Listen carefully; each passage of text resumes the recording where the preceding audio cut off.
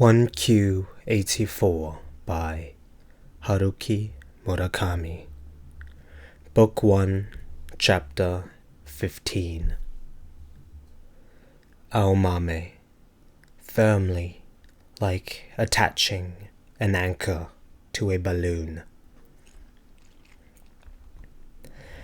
Aomame devoted a great deal of attention to her daily diet. Vegetarian dishes were central to the meals she prepared for herself, to which she added seafood, mostly white fish. An occasional piece of chicken was about all the meat she would eat. She chose only fresh ingredients and kept seasonings to a minimum, rejecting high-fat ingredients entirely and keeping her intake of carbohydrates low. Salads she would eat with a touch of olive oil, salt, and lemon juice. Never dressings. She did not just eat a lot of vegetables. She also studied their nutritional elements in detail and made sure she was eating a well-balanced selection. She fashioned her own original menus and shared them with sports club members when asked. Forget about counting calories, she would always advise them. Once you develop a knack for choosing the proper ingredients and eating in moderation, you don't have to pay attention to numbers. This is not to say that she clung obsessively to her ascetic menus. If she felt a strong desire for meat, she would pop into a restaurant and order a thick steak or lamb chops. She believed that an unbearable desire for a particular food meant that the body was sending signals for something it truly needed, and she would follow the call of nature. She enjoyed wine and sake, but she established 3 days a week when she would not drink at all in order to avoid excessive alcohol intake, as a way to both protect her liver and control the sugar in her bloodstream. For Aomame, her body was sacred, to be kept clean always, without a fleck of dust or the slightest stain. Whatever one enshrined there was another question, to be thought about later. Aomame had no excess flesh, only muscle. She would confirm this for herself in detail each day, standing stark naked in front of the mirror. Not that she was thrilled at the sight of her own body, quite the opposite. Her breasts were not big enough. They were asymmetrical. Her pubic hair grew like a patch of grass that had been trampled by a passing army. She couldn't stop herself from scowling at the sight of her own body, but there was nothing there for her to pinch. She lived frugally, but her meals were the only things on which she deliberately spent her money. She never compromised on the quality of her groceries, and drank only good quality wines. On those rare occasions when she ate out, she would choose restaurants that prepare their food with the greatest care. Almost nothing else mattered to her, not clothing, not cosmetics, not accessories. Jeans and a sweater were all she needed for commuting to work at the sports club, and once she was there, she would spend the day in a jersey top and bottom, without accessories, of course. She had rarely had occasion to go out in fancy clothing. Once Tamaki Otsuka was married, she no longer had any women friends to dine out with. She would wear makeup and dress well when she was out in search of a one-night stand, but that was once a month and didn't require an extensive wardrobe. When necessary, Aomame would make the rounds of the boutiques in Aoyama to have one killer dress made and to buy an accessory or two and a pair of heels to match. That was all she needed. Ordinarily, she wore flats and a ponytail. As long as she washed her face well with soap and water and applied moisturizer, she always had a glow. The most important thing was to have a clean, healthy body. Aomame had been used to living a simple, unadorned life since childhood. Self-denial and moderation were the values pounded into her as long as she could remember. Her family's home was free of all extras, and waste was their most commonly used word. They had no television and did not subscribe to a newspaper. Even news was looked upon in her home as a non-essential. Meat and fish rarely found their way to the dining table. Her school lunches provided Aomame with the nutrients she needed for development. The other children would complain how tasteless the lunches were and would leave much of theirs uneaten, but she almost wished she could have what they wasted. She wore only hand-me-downs. The believers would hold periodic gatherings to exchange their unneeded articles of clothing, as a result of which her parents never once bought her anything new, the only exceptions being things like the gym clothes required by the school. She could not recall ever having worn clothing or shoes that fit her perfectly, and the items she did have were an assemblage of clashing colors and patterns. If the family could not afford any other lifestyle, she would have just resigned herself to the fact. But Aomame's family was by no means poor. Her father was an engineer with a normal income and savings. They chose their exceedingly frugal lifestyle entirely as a matter of belief.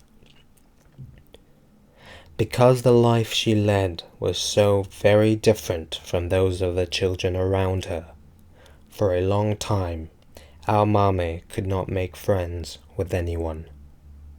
She had neither the clothing nor the money that would have enabled her to go out with a friend. She was never given an allowance, so that even if she had been invited to someone's birthday party, which, for better or worse, never happened, she would not have been able to bring along a little gift.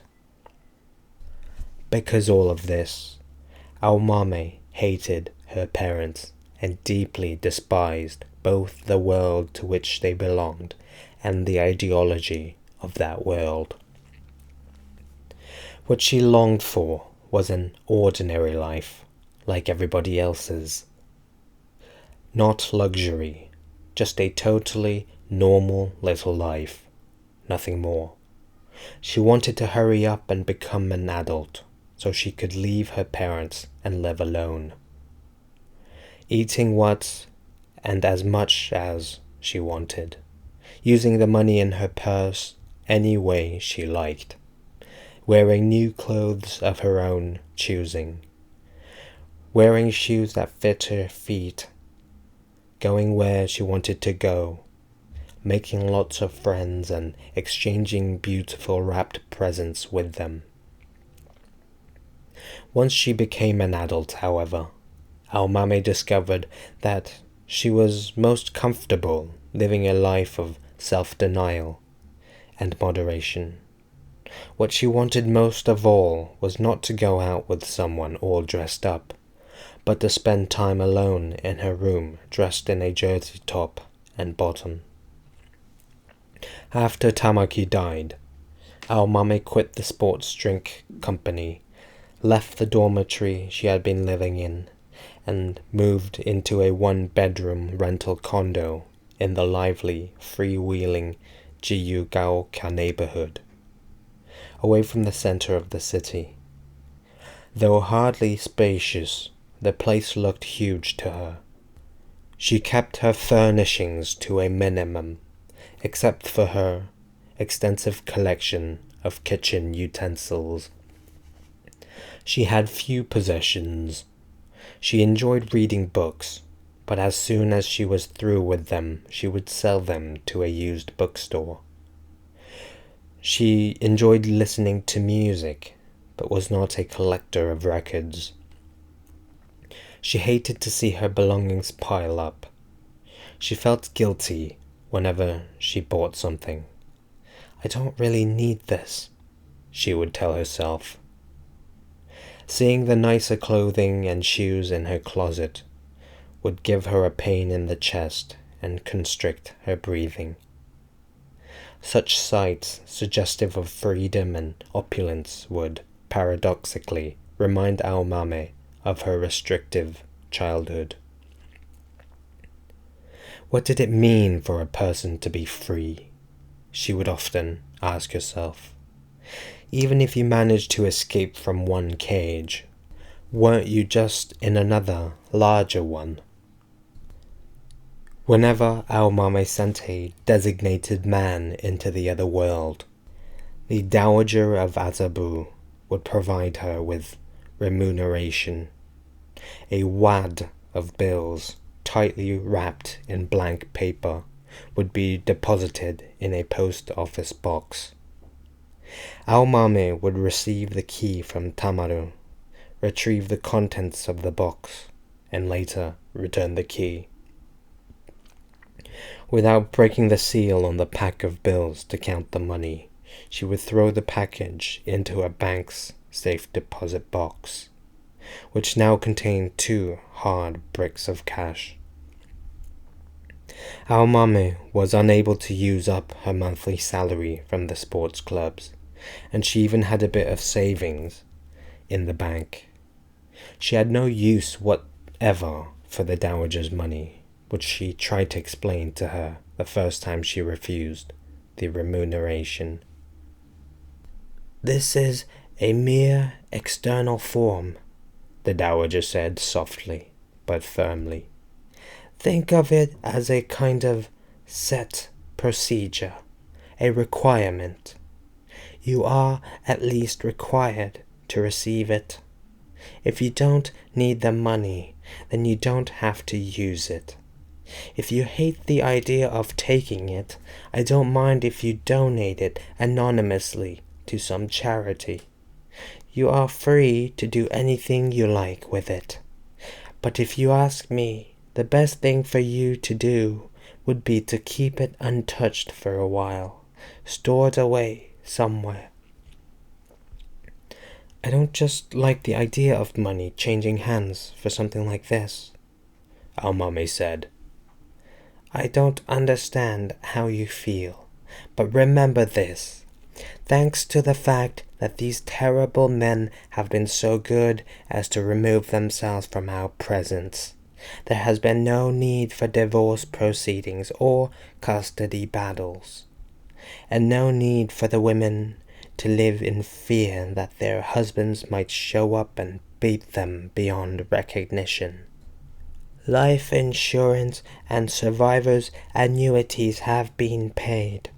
Think of the money you get as the outward form of the women's gratitude. Without a doubt, you have done the right thing, but your act must not go uncompensated.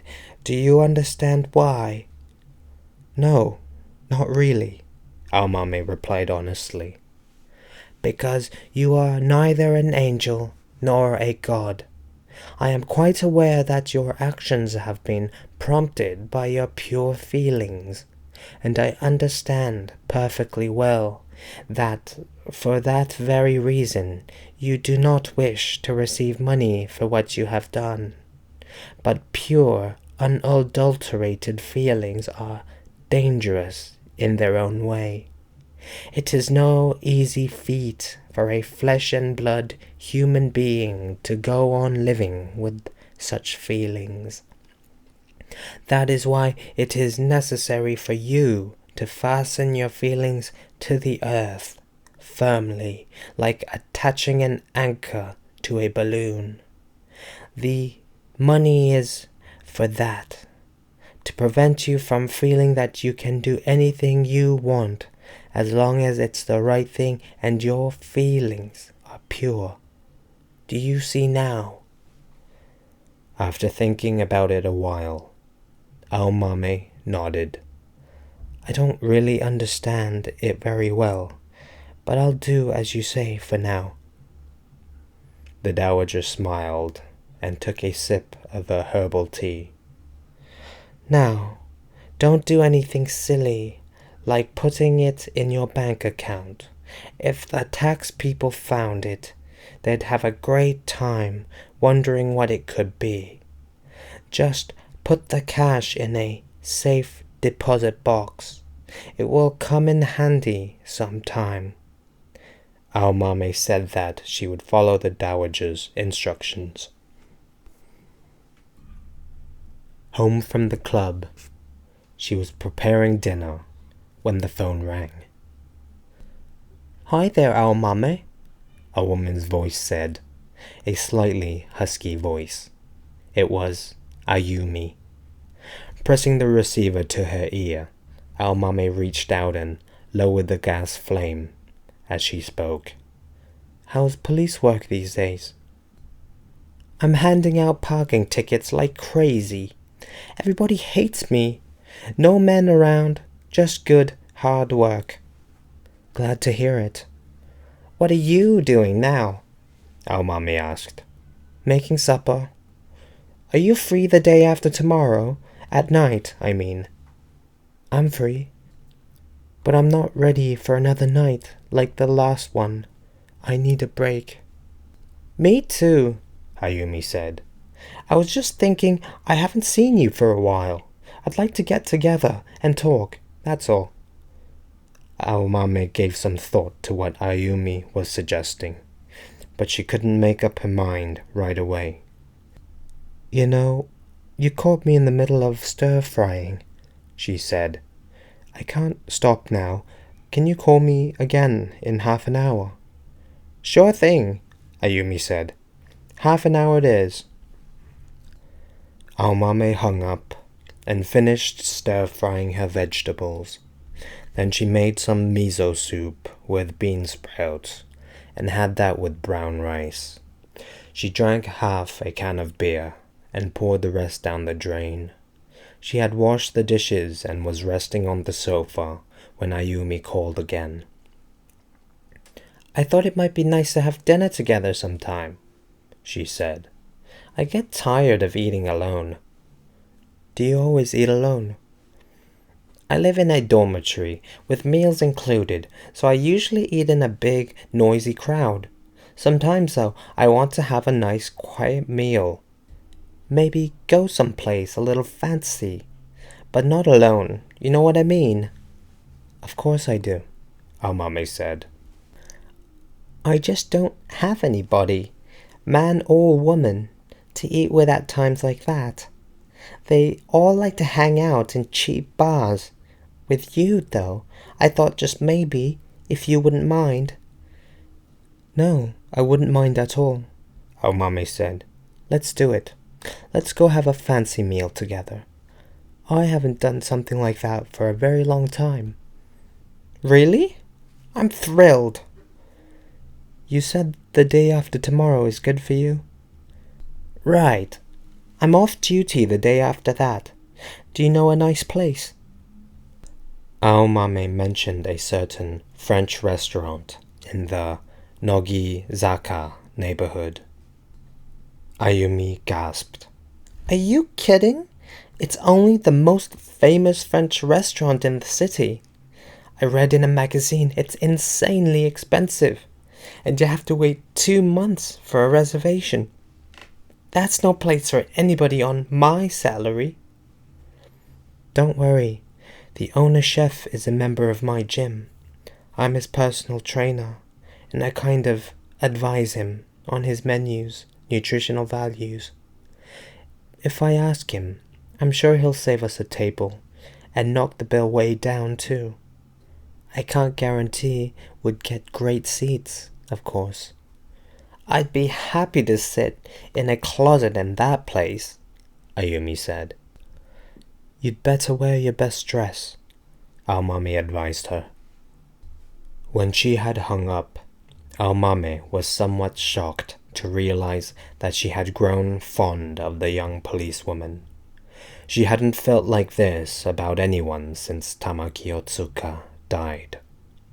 And though the feelings were utterly different from what she had felt for Tamaki, this was the first time in a very long time that she would share a meal with a friend, or even want to do such a thing.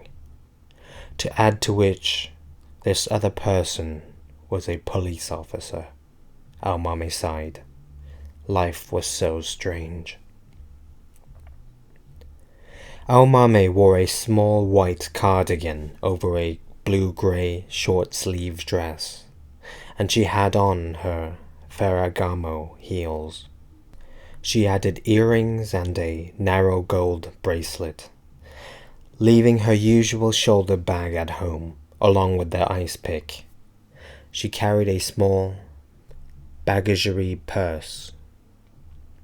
Ayumi wore a simple black jacket by Comme des Garçons over a scoop-necked brown t-shirt, a flower-patterned flared shirt, the Gucci bag she carried before, small pearl-pierced earrings, and brown low-heeled shoes. She looked far lovelier and more elegant than last time, and certainly not like a police officer. They met at the bar, sipped mimosas, and then were shown to their table, which turned out to be a rather good one. The chef stepped out of the kitchen for a chat with Aomame and noted that the wine would be on the house.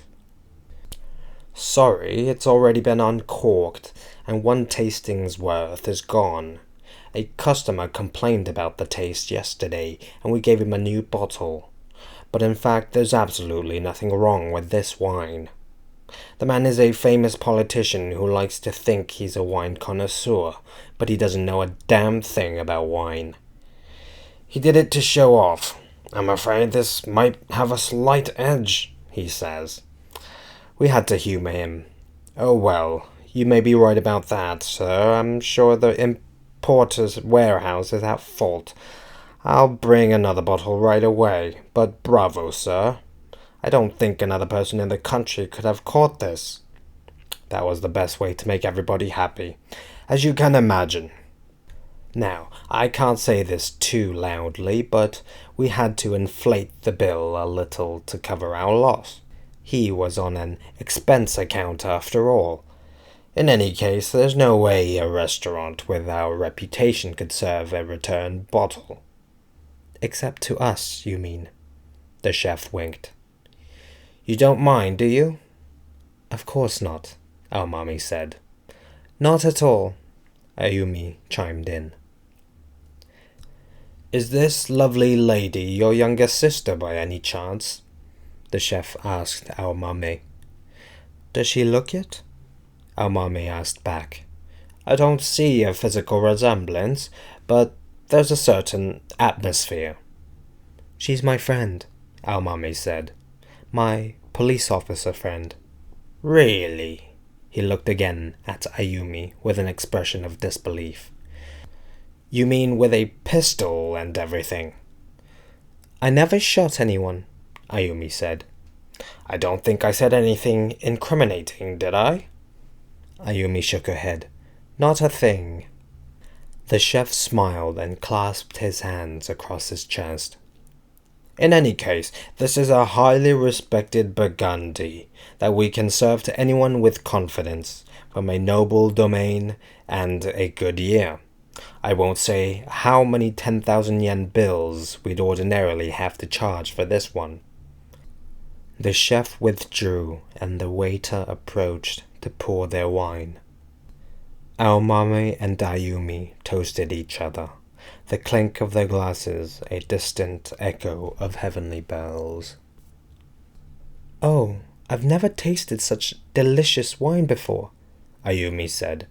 Her eyes narrowed after her first sip. "Who could possibly object to a wine like this?" "You can always find somebody to complain about anything," Aomame said. The two women studied the menu.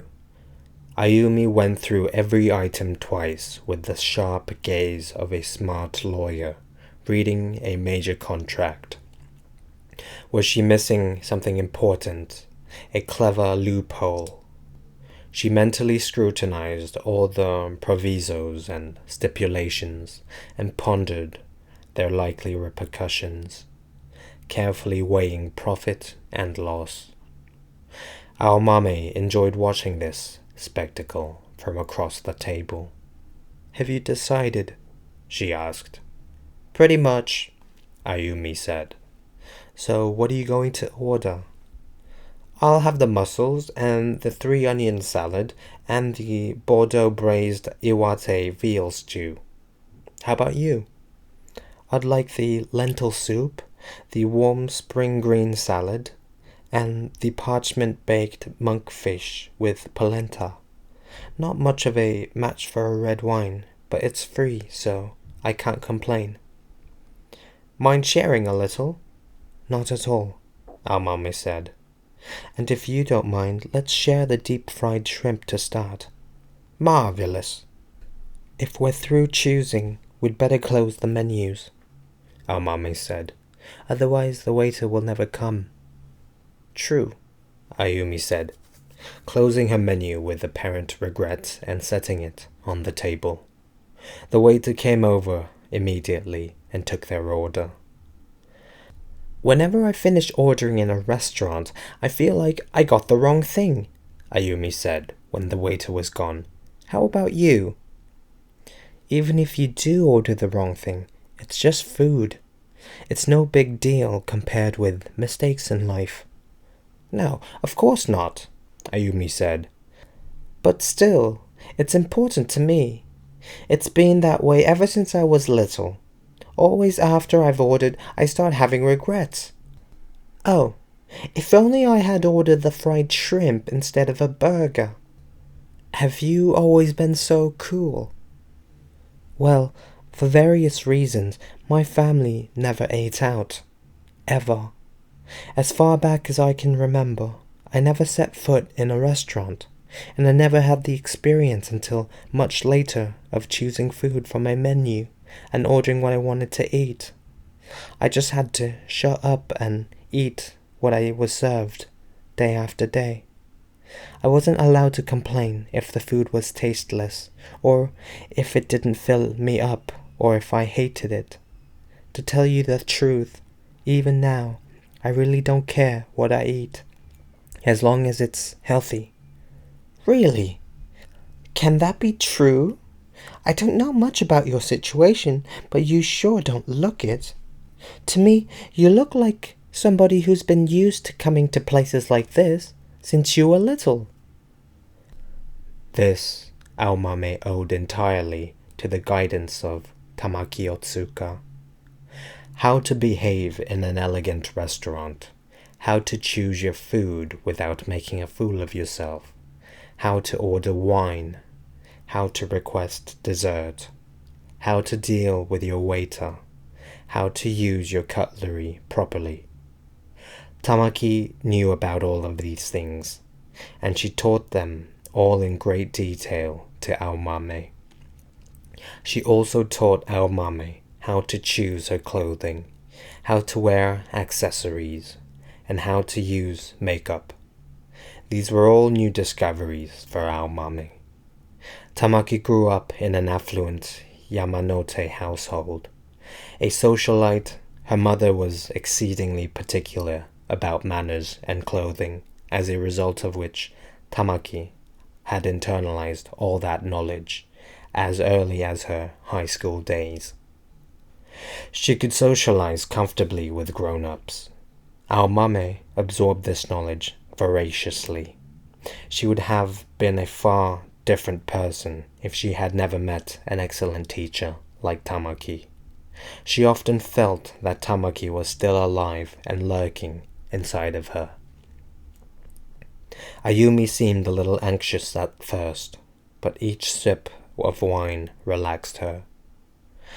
I want to ask you something, Ayumi said. You don't have to answer if you don't want to, but I just feel like asking. You won't get mad, will you?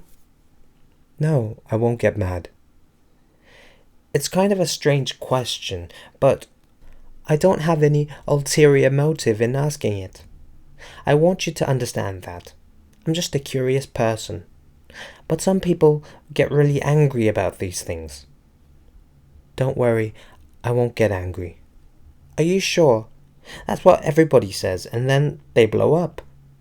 I'm special, so don't worry. Did you ever have the experience of having a man do funny things to you when you were little? Aomame shook her head. No, I don't think so. Why? I just wanted to ask. If it never happened to you, fine, Ayumi said. Then she changed the subject. Tell me, have you ever had a lover? I mean, someone you were seriously involved with? Never. Not even once? Not even once, Aomame said. Then after some hesitation, she added, To tell you the truth, I was a virgin until I turned 26. Ayumi was at a loss for words. She put down her knife and fork, dabbed at her mouth with her napkin, and stared at Aomame with narrowed eyes. A beautiful woman like you. I can't believe it. I just wasn't interested.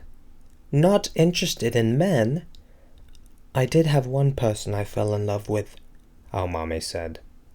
It happened when I was 10. I held his hand. You fell in love with a boy when you were 10. That's all. That's all. Ayumi picked up her knife and fork and seemed deep in thought as she sliced one of her shrimp. So, where is this boy now? What's he doing? Aomame shook her head. I don't know. We were in the same 3rd and 4th grade classes in Ichikawa, in Chiba, but I moved to a school in Tokyo in the 5th grade, and I never saw him again. Never heard anything about him. All I know is that, if he is still alive, he should be 29 years old now. He'll probably turn 30 this fall. Are you telling me you never thought about trying to find out where he is or what he's doing? It wouldn't be that hard, you know. Aomame gave another firm shake of her head. I never felt like taking the initiative to find out. That's so strange. If it were me, I'd do everything I could to locate him. If you love him that much, you should track him down and tell him so to his face. I don't want to do that, Aomame said. What I want is for the two of us to meet somewhere by chance one day, like passing on a street or getting on the same bus. Destiny, a chance encounter. More or less, Aomame said, taking a sip of wine.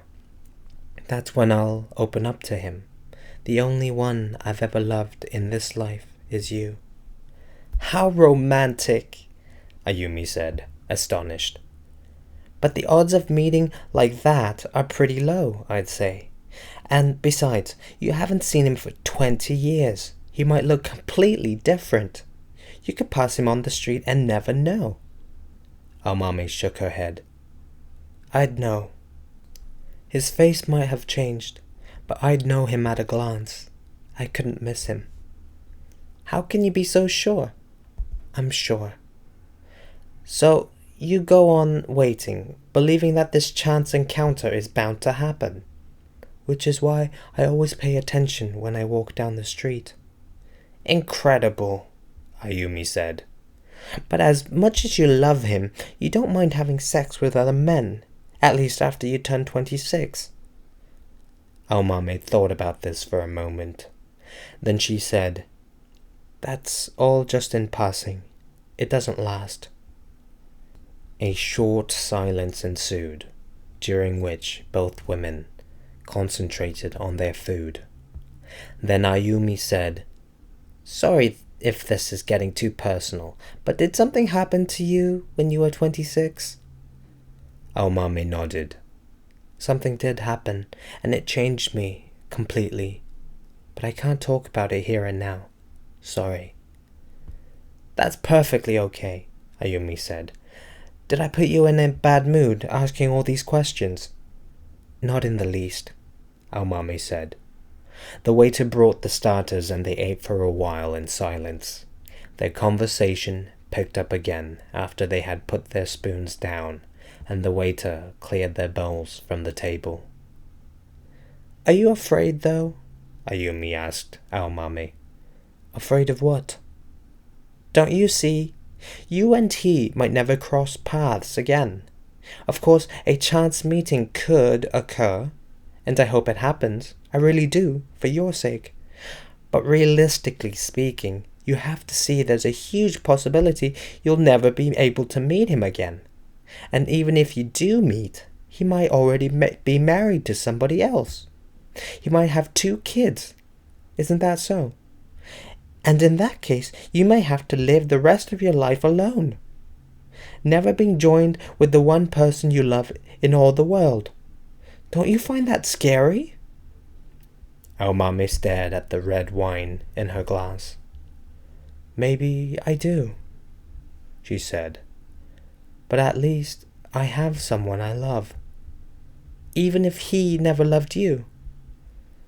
If you can love someone with your whole heart, even one person, then there's salvation in life, even if you can't get together with that person." Ayumi thought this over for a while. The waiter approached and refilled their wine glasses. Taking a sip, Aomame thought, "Ayumi is right. Who could possibly object to a wine like this?" "You're amazing," Ayumi said. "The way you can put this in such a philosophical perspective." "I'm not being philosophical. I'm just telling you what I honestly think." "I was in love with somebody once," Ayumi said with a confidential air, "right after I graduated from high school. The boy I first had sex with. He was 3 years older than me, but he dumped me for somebody else right away. I went kind of wild after that. It was really hard on me. I got over him, but I still haven't recovered from the wild part. He was a real 2-timing bastard, a smooth talker, but I really loved him." Aomame nodded, and Ayumi picked up her wine glass and took a drink. "He still calls me once in a while, says he wants to get together. All he wants is my body, of course. I know that, so I don't see him. I know it would just be another mess if I did. Or should I say my brain knows it, but my body always reacts. It wants him so badly. When these things build up, I let myself go crazy again. I wonder if you know what I mean." "I certainly do," Aomame said. "He's really an awful guy, pretty nasty, and he's not that good in bed either. But at least he's not scared of me, and while I'm with him, he treats me well." "Feelings like that don't give you any choice, do they?" Aomame said. "They come at you whenever they want to. It's not like choosing food from a menu. It is, in one way. You have regrets after you make a mistake." They shared a laugh. Aomame said, "It's the same with menus and men and just about everything else. We think we're choosing things for ourselves, but in fact we may not be choosing anything. It could be that everything's decided in advance and we pretend we're making choices. Free will may be an illusion.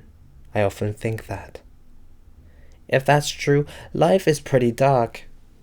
Maybe so. But if you can love someone with your whole heart, even if he's a terrible person, and even if he doesn't love you back, life is not a hell, at least. Though it might be kind of dark. Is that what you're saying? Ayumi asked. Exactly. But still, Ayumi said, it seems to me that this world has a serious shortage of both logic and kindness.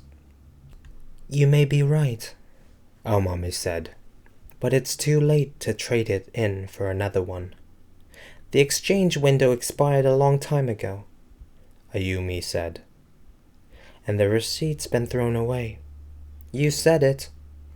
Oh, well, no problem, Aomame said. The world's going to end before we know it.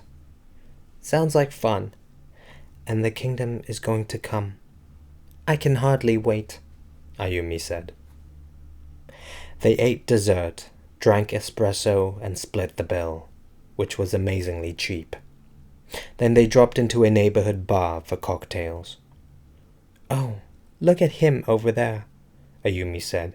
He's your type, isn't he? Aomame swung her gaze in that direction. A tall, middle-aged man was drinking a martini alone at the end of the bar. He looked like a high school scholar athlete who had entered middle age virtually unchanged. His hair was beginning to thin, but he had a youthful face. He may be, but we're not having anything to do with men today, Aomame declared. And besides, this is a classy bar. I know, I just wanted to see what you'd say. We'll do that next time. Ayumi looked at Aomame. Does that mean you'll go with me next time? Searching for men, I mean. For sure, Aomame said. Let's do it. Great. Something tells me that together we can do anything. Aomame was drinking a daiquiri, Ayumi a Tom Collins. Oh, by the way, Aomame said, on the phone the other day you said we were doing lesbian stuff. What kind of stuff? Oh, that, Ayumi said. It was nothing special. We just faked it a bit to liven things up. You really don't remember anything. You were pretty hot. Not a thing. My memory is wiped clean. We were naked and touching each other's breasts and kissing down there and... Kissing down there? Aomame exclaimed. After the words escaped her lips, she nervously glanced around. She had spoken too loudly in the quiet bar, but fortunately no one seemed to have heard what she said. Don't worry, like I said, we were faking it, no tongues. Oh man, Aomame sighed, pressing her temples. What the hell was that all about? I'm sorry, Ayumi said. It's not your fault. I should never have let myself get so drunk. But really, Aomame, you were so sweet and clean down there. Like new. Well, of course, I really am almost new down there. You mean you don't use it all that often? Aomame nodded. That's exactly what I mean. So, tell me, are you interested in women? Ayumi shook her head. No, I never did anything like that before. Really, but I was pretty drunk too. And I figured I wouldn't mind doing a little of that stuff as long as it was with you. Faking it, just for fun. How about you? No, I don't have those kinds of feelings either. Once, though, when I was in high school, I kind of did stuff like that with a good friend of mine. Neither of us had been planning it. It just sort of happened. It's probably not that unusual. Did you feel anything that time? I did, I think, Aomame answered honestly. But only that once. I also felt it was wrong and never did anything like it again. You mean you think lesbian sex is wrong? No, not at all. I'm not saying lesbian sex is wrong, or dirty, or anything. I mean, I just felt I shouldn't get into that kind of a relationship with that particular friend. I didn't want to change an important friendship into anything so physical. I see, Ayumi said. You know, if it's okay with you, would you mind putting me up tonight? I don't feel like going back to the dorm. The minute I walk in there, it will just ruin the elegant mood we've managed to create this evening. Aomame took her last sip of daiquiri and set her glass on the bar. I don't mind putting you up, but no fooling around. No, that's fine. I'm not looking for that. I just want to stay with you a little longer. I don't care where you put me to bed. I can sleep anywhere, even on the floor. And I'm off duty tomorrow, so we can hang out in the morning too. They took the subway back to Aomame's apartment in Jiyugaoka, arriving just before 11. Both were pleasantly drunk and sleepy. Aomame put bedding on the sofa and lent Ayumi a pair of pajamas. Can I get in bed with you for a minute or two? Ayumi asked. I want to stay close to you, just a little bit longer. No funny business, I promise. I don't mind, Aomame said, struck by the fact that a woman who had killed 3 men would be lying in bed with an active duty policewoman. Life was so strange.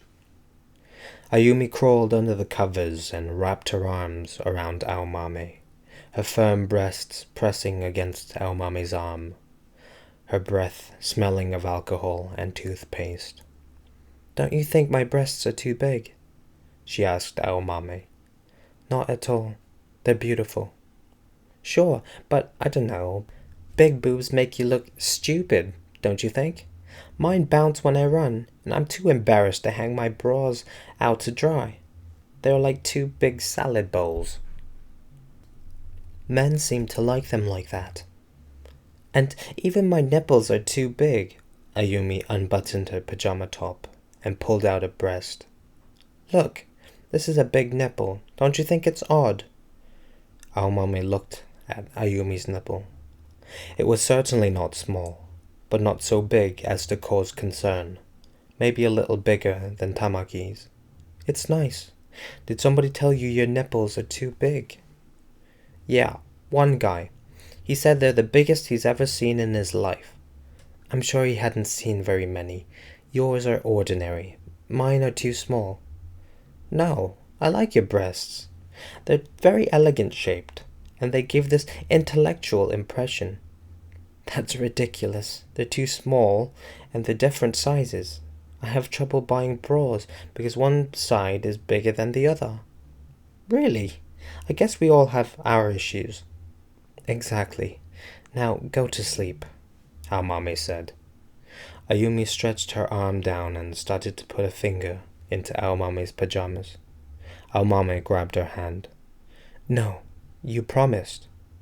Sorry, Ayumi said, pulling her hand back. You're right, I did promise, didn't I? I must be drunk, but I'm crazy about you, like some mousy little high school girl. Aomame said nothing. Almost whispering, Ayumi said, What I think is that you're saving the one thing that's most important to you for that boy. It's true, isn't it? I envy you. That you've got somebody to save yourself for. She could be right, Aomame thought. But what is the one thing that's most important to me? Now go to sleep, Aomame said. I'll hold you until you fall asleep. Thank you, Ayumi said. Sorry for putting you to so much trouble. Don't apologize. This is no trouble. Aomame continued to feel Ayumi's warm breath against her side. A dog howled in the distance, and someone slammed a window shut. All the while, Aomame kept stroking Ayumi's hair. Aomame slipped out of bed after Ayumi was sound asleep. She would be the one sleeping on the sofa tonight, it seemed. She took a bottle of mineral water from the refrigerator and drank 2 glasses of it. Then she stepped out onto her small balcony and sat in an aluminium chair, looking at the neighborhood stretched out below. It was a soft spring night. The breeze carried the roar of distant streets like a man-made ocean. The glitter of neon had diminished somewhat now that midnight had passed. "I'm fond of this girl, Ayumi, no doubt about it.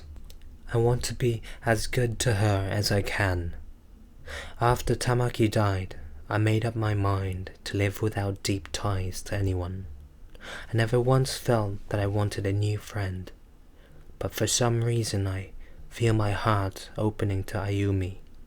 I can even confess my true feelings to her with a certain degree of honesty.